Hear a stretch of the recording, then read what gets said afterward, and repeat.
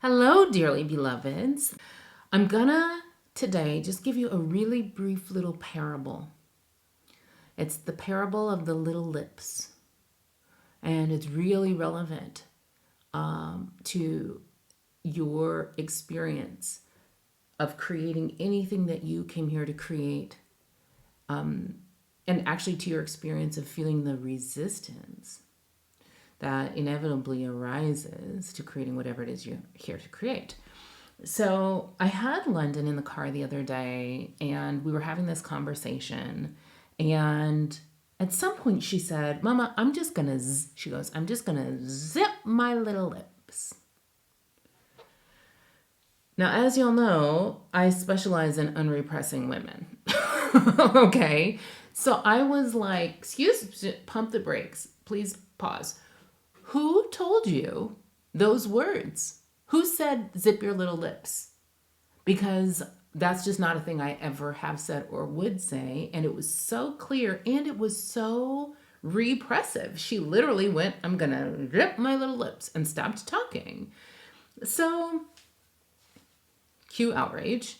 So I'm like, "Who said that to you? Who said zip your little lips?" And she said, "Oh, Beatriz. Beatriz, Portuguese, Beatriz." Another little girl in her class. She said, "Beatriz told me to zip my little lips." And I said, "Well, listen here. Beatriz is the boss of her little lips, okay? Who's the boss of your little lips?" And she went, "That's right. You are the boss of your little lips. And I don't want you to zip your little lips." All right. So we had this conversation about speaking up for yourself and saying what you mean and asking for what you need, even if it inconveniences Beatriz or the teacher or whoever doesn't like it. And finally, I kind of played the mama card. Because there are certain phrases, it's very common for your mother's voice to become the internalized self-talk voice in your head. So there are things that I say to London, may not even be, canonical universal law, but I say them to her because one day she's going to hear it in her own mind, thinking that it's her own thoughts. And until the point in time when she comes out from under the influence of that belief, I want her to hear good things in her own mind. So I said, "London, how many times a day do you make your mama laugh?" She said, 168 times. I said, "All right, so if you did what Beatriz told you to do and you zipped your little lips, that's 168 times a day. Mama wouldn't get to laugh." And London was like, "Oh no, that won't do. Unzip," right? So I share this because when you have a big dream, a big, juicy, technicolor dream, or even a little dream or goal or project, anything that's self-expression, maybe it's some self-expressive, maybe it's something you need to speak up and say and ask for, all right? Maybe it's just you in a meeting. Maybe it's just you in an empire that you're hiding your own light. You're holding yourself back from creating it. Anytime you zip your little lips, and I mean this literally and I mean this figuratively, anytime you shut yourself up or shut yourself down from speaking up, saying what you mean, asking for what you need, creating what you came here to create, whether it is a book, a brand, a business, whether it is generational wealth or generational healing, whenever you zip your little lips and hold in what's trying to come to you and through you, you're essentially letting the universal Beatrices be the boss of your little lips. And by so doing, you are depriving your source, your God self, the bigger version part of you, infinite intelligence, limitless love, the creative power that formed all worlds, the whole rest of the universe, the whole rest of humanity, you are depriving all of us of those 168 laughs a day.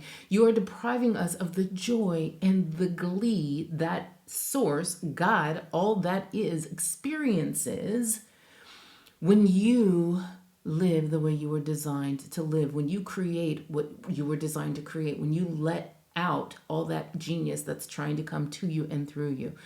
You are depriving yourself.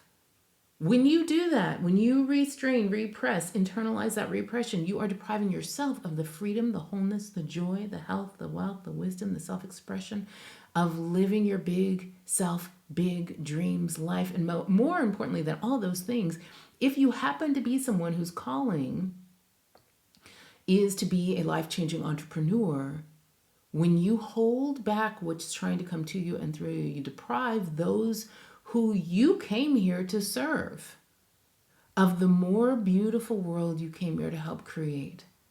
You deprive us all of the life-changing impact of your sheer being and presence and empire and your thriving. Because for some of y'all, all that's trying to come through you is you thriving, but you don't know how many people around you would want to have what you're having if you would thrive the way you came here to thrive. I say all of that as a form of an invitation to cut that shit out. Cut that shit out. I say all of this in the form of an invitation to let all that genius, all that technicolor brilliance that's trying to come in, that is inside you, let it out. Don't put false prerequisites on it. Don't play into the deferred, delayed dream distortion. Whatever you do, don't ask for permission and don't worry about how it's all going to play out. Just do what is yours to do, which is to recalibrate, to open the pipeline, to receive your divine downloads, take your natural next steps, get help if you need to get help.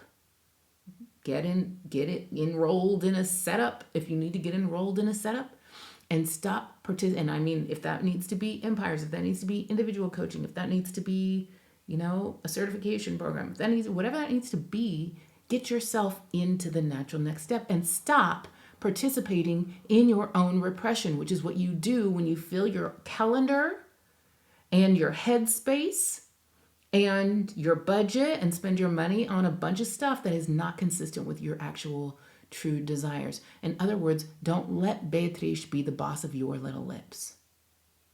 Okay.